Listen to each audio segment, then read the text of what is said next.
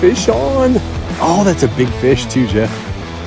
Okay, I've got a theory for you, and I'm curious if you feel the same way. I believe fish, trout specifically, have a memory. I mean, often we talk about matching the hatch, right? We're out there, we're seeing what's going on in the water, and we're doing our best to tie on the fly that's matching whatever else is happening while fly fishing. And I believe in most cases, that's the smart move, right? That's gonna catch you the most fish. But I believe on days, especially days in the winter months like November, I think you can tie on a hopper because it was only a couple of months ago they were munching those things, and a fish will still come up and eat it. And here's proof.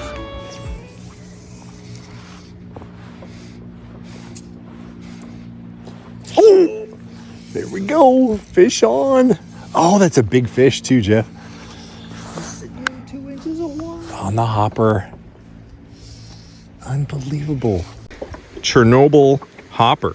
Red on the bottom, big legs. 3X tippet, so nice and heavy tippet. Fish are not leader shy at all. But the conditions are perfect. We got this inversion happening. Nice little chop on the water to kind of disguise the fly. And the fish are coming up and eating it. Yeah, he was right on that edge. Oh my gosh. Oh, that's a really nice fish. Oh, there's a fish. He looked at mine.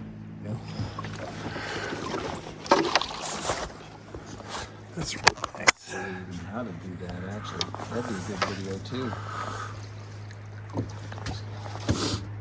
Oh, nice fish. Oh, that's a beaut.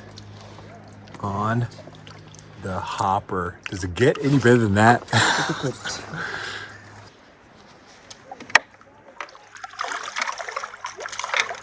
There he goes. That's so awesome. I mean, seriously, how cool is that you can go out on a November day on an alpine lake and still catch fish on great big foam hoppers? Yeah, no kidding. Oh, that he came up to eat it and I took it away from him.